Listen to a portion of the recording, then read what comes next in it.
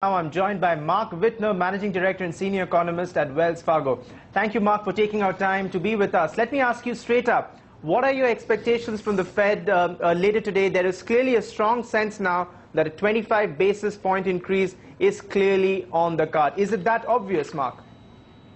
It's fairly obvious. It is hard to imagine the Fed not raising rates today because it's so ingrained in the markets. We've had this volatility the last few weeks. In many ways, they've already paid the price for raising interest rates. Any negative fallout from raising interest rates is already priced into the markets. And if they didn't move, it would introduce even more uncertainty into the financial markets, something that they don't need to do, particularly with oil prices falling like they are. Right. Because many Fed watchers believe, Mark, that the central bank will hike interest rates in December, as you mentioned, then hit the pause button in Jan, and then react to the situation that arises out of that decision. Do you expect that it will settle the stage for another increase as early as March 2016, as many people in the U.S. seem to believe? Well, I think they'll lay it out pretty clearly in the summary of economic projections the dot plot that they release with their at their press release, and I think that in that you'll see that the future path for interest rates is even more gradual than it's been at previous Fed meetings. I don't know whether they'll pause in January. I suspect they will. But the Fed always goes into each meeting with an open mind, and they're going to react according to what the data shows. And one of the things that's kind of interesting here in the U.S. is that in the last few years, economic activity has slowed abruptly in the first quarter, primarily because the weather has been so bad. This year with El Nino, we've got much milder weather.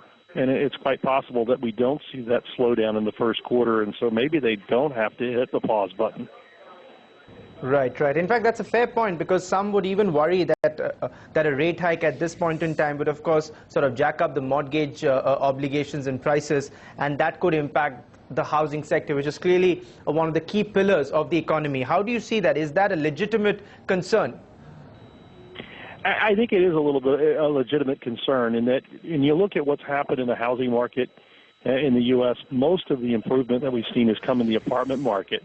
The market for sale housing, single-family homes and condominiums has improved, but only modestly. And some of one of the big hurdles there is affordability. Income growth just hasn't been strong enough for enough people to qualify for a mortgage.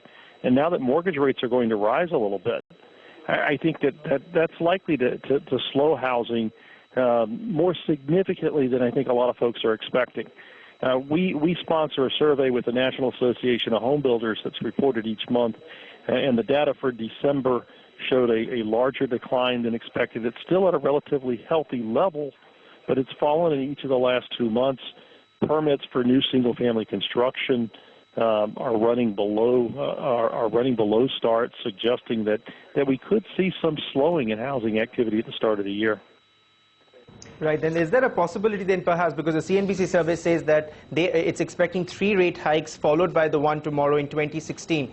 Then what you're essentially saying that because the housing sector is still somewhat weak, at least it's not as strong as it used to be pre the global financial crisis, a rate hike tomorrow or in fact later today could perhaps force Janet Yellen to sort of push the pause button in 2016? It's certainly possible, and I think that the really important time for that is not the January meeting; it's actually in the spring, because there's not a lot of housing activity that takes place in the winter months, and the spring is the most important time for the housing market. And if it looks like mortgage rates are rising too rapidly, that may cause them to back off. It's not the only thing they look at. They look at a variety of economic indicators. I think the indicators that have given them the most comfort in regards to raising interest rates are the employment data, which has shown a pretty substantial increase in the number of jobs created over the last few months, and also a significant improvement in the quality of jobs that are being created. More of the jobs that are being created today are full-time positions. Many of them are in higher-paying occupations, and that's given them a great deal of confidence to go ahead and raise interest rates, even though they're seeing some distressing signs in other parts of the economy. One of the things that's given them the most concern has been the increase in rates on high yield debt, particularly related to energy companies.